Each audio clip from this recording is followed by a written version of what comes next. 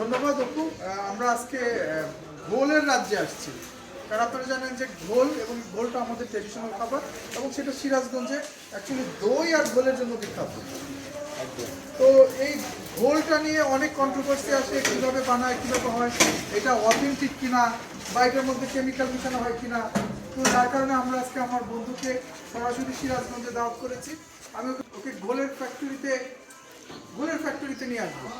তো দেখেন বন্ধুরা, এখানে ঘোল তৈরি হচ্ছে এই যে মিল্ক, আর মিল্কটাকে প্রসেস করে ঘোল, এবং এখানে এনে এটাকে ঠান্ডা কুলিং করা হচ্ছে, রাইট? তো হয়তো বা আপনাকে ঘর দেখে মনে হতে পারে যে ঘরটা এনভায়রনমেন্ট কেমন, অ্যাকচুয়ালি এইটা এভাবেই করতে হবে, এটা এখানকার পুরো কালচার, এভাবে করা হবে। কিন্তু this is the pure authentic gold from Sirajganj at solo. Up to Sajal, up to আমার বন্ধু সিরাজুল। ধন্যবাদ সবাইকে। আমরা এসেছি সিরাজগঞ্জের উল্লাপাড়ায় সলপের যে ঘোলটার কথা বলা হয়েছে, এটা আমার মনে হয় বাংলাদেশের বিখ্যাত ঘোলগুলোর মধ্যে একটা, এবং একেবারেই পিওর নির্ভেজাল, যেখানে চিনি এবং দই ইউজ করে এই ঘোলটা তৈরি করা হয়। হ্যাঁ, এটা কিন্তু শুধুই দুধের বাইরে এখানে আর কোনো কিছু নাই। এটাকে প্রসেস করে এখানে হিট করে তারপরে এই ঘোলটা তৈরি করা হয়। এরপর ঠান্ডা করার জন্য এটা ঠিক এখানে এখানে ঠান্ডা করা হয়, পাত্রের মধ্যে রেখে এখানে কুলিং করা হচ্ছে টেম্পারেচার কন্ট্রোল করার জন্য। ঠিক এই পাতিলের মধ্যে রেখে এটা ঠান্ডা করা হয়, এবং এখানে আইস দেওয়া আছে, বরফ দেওয়া আছে। হ্যাঁ, আচ্ছা আচ্ছা আচ্ছা আচ্ছা, পানিতে রেখে ঠান্ডা করা হয়। ঠান্ডা করার পরে এটা ঠিক দোকানে চলে যায়, পাশেই যে দোকানটা রয়েছে আমরা সেখানে বসে আমরা সেই ঘোলটা খাবো। আর সরপের যে ঘোলটার কথা, বিভিন্ন জায়গা থেকে লোকজন আসে সরপের এই ঘোলটা খাওয়ার জন্য, এবং এটা অনেকে বাসায় নিয়ে যায়।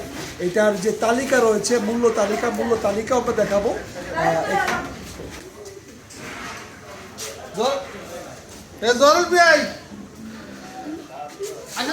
সলপের ঘোলের যে মূল্য তালিকাটা দেওয়া হয়েছে, ঘোলটা হলো কেজি 80 টাকা, মাঠা কেজি 100 টাকা, আর ঘি সহ হলো 1200 টাকা, ঘি মাখন 1000 টাকা, দই 160 টাকা, দই কাপ 30 টাকা।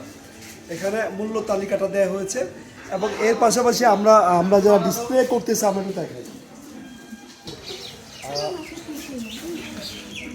এটার মধ্যে কি রয়েছে? এটা গোল।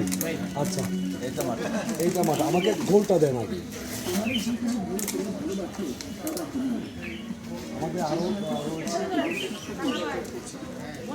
আমরা এখন ডিসপ্লেতে চলে আসছি। থেকে আপনার এখানে সার্ভ করা হয়।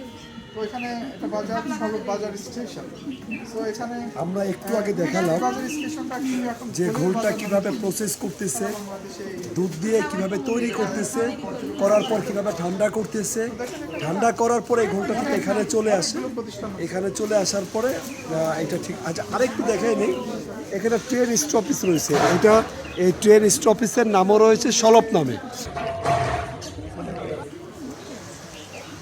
বিভিন্ন প্রান্ত থেকে লোকজন আসতেছে এখানে সলপের ঘোল খাওয়ার জন্য, এবং এটা বেশ বিখ্যাত, বেশ ভিতরে উল্লাপাড়া যে ঠিক ট্রেনের যে স্টপেজ রয়েছে সলপ, ঠিক ওইখানে এই সলপের দোকানটা রয়েছে। দইয়ের কয়েকটা দোকান একসাথে রয়েছে, এবং এটা কি পরিমাণ টেস্ট আমি একটু খেয়ে আপনাদেরকে বলতেছি।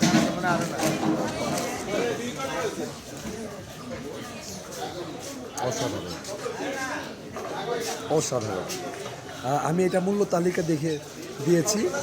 এটা ঠিক সলপের যে ট্রেন স্টেশন রয়েছে, স্টেশনের ঠিক পাশেই। হ্যাঁ, এখানে ট্রেন স্টেশন রয়েছে, যেটা কিছুক্ষণ আগেও একটা ট্রেন গেল, এবং চমৎকার এলাকা, একেবারে গ্রাম্য পরিবেশ।